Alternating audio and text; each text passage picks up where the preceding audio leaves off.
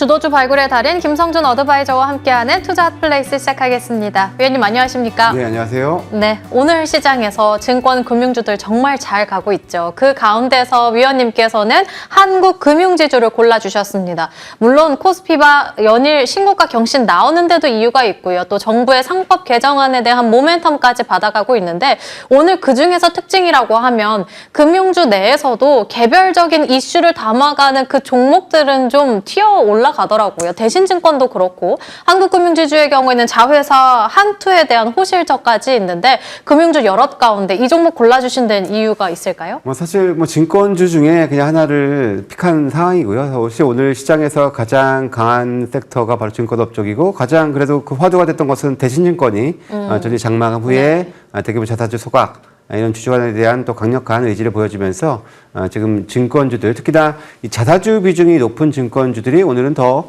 많은 상승을 좀 보여주고 있는 그런 상황이긴 한데요. 여전히 좀 증권사 쪽에 이 자금 유입들이 운용사, 증권사 쪽에서 자금 유입이 지속적으로 좀 늘어나고 있는 흐름. 지난 1월 달에도 예금에 좀 대규모 인출이 운용사 쪽으로 많이 좀 유입이 되는 그런 흐름들도 전개가 되고 있고요. 증시도 여전히 좀 뜨겁습니다. 그리고 거래대금이 상당히 좀 커지고 있는 가운데 또 이제 거래 시간 연장까지도 검토를 하고 있는 상황이기 때문에 저는 증권주들은 실적뿐만 아니라 이런 또 주주 환원까지도 지금 현재 계속해서 전이가 되고 있는 그런 흐름을 보여주고 있기 때문에 증권주 계속해서 저는 눈여겨볼 필요가 있겠다라는 말씀 드려야 될 것 같습니다. 네, 충분히 아직까지는 증권 금융주들 눈여겨볼 만하다 언급해 주셨고 또 이 종목의 경우에는 위원님께서 공략주로 언급해 주신 바 있었는데 이미 수익을 봤었고요. 다시 한번 특징주로 또 언급을 해 주셨습니다. 두 번째 특징주는 대한광통신 볼 수 있겠는데 북미 시장에 대한 공략이 가속화되고 있다고 하죠. 그리고 또 아래 하단으로도 나가고 있는데 작년에 미국향 수주가 엄청나게 폭발을 해서 심지어는 매출이 221%가량 폭증했다고 합니다. 이 매출을 따라가기에는 주가 충분히 상승 여력 남아있는 거겠죠? 예, 사실 대한광통신도 제가 이거 1,100원대 이 시간에 제가 소개를 드린 것은 3,400원에서 3배 이상 올라 있긴 한데요.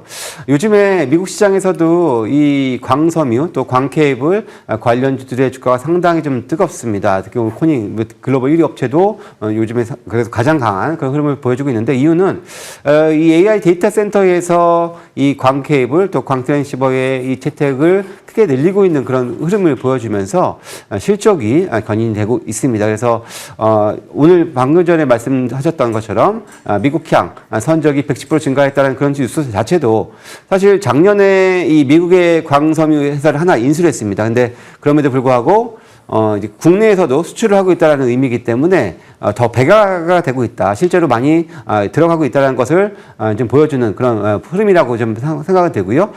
물론 이제 오늘 장 초반에는 이런 이제 소송의 여파로 좀 약세 출발, 6%대 하락 출발했습니다만은 오늘 장중 두 자릿수대 상승세를 보이고 있는 그런 흐름이들이고요. 물론 이 회사가 현재 증자 스케줄은 진행 중에 있습니다.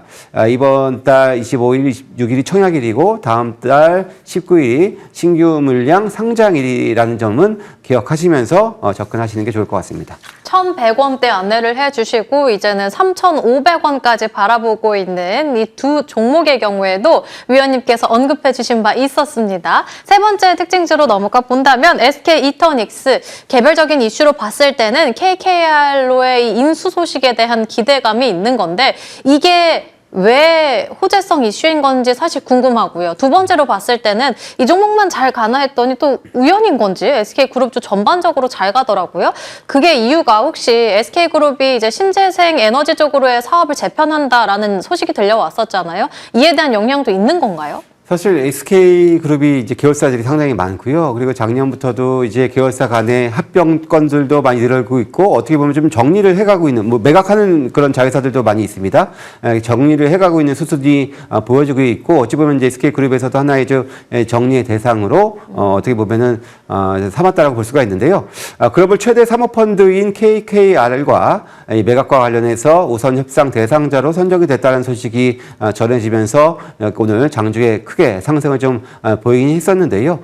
물론 이제 KKR이 인수를 한다는 얘기는 기본적으로 사모펀드이기 때문에 이 회사를 경영 목적으로 가져가는 것이 아니라 이 회사를 다시 좀 잘 가다듬어서 더 비싼 가격에 또 제3자로 매각을 하는 것을 전제로 대부분 인수를 하기 때문에 그래도 SK이터닉스의 가능성을 봤기 때문에 이렇게 사모펀드와 우선 매각 협상자의 대상이 됐다라고 판단을 해볼 수가 있는 것이고요.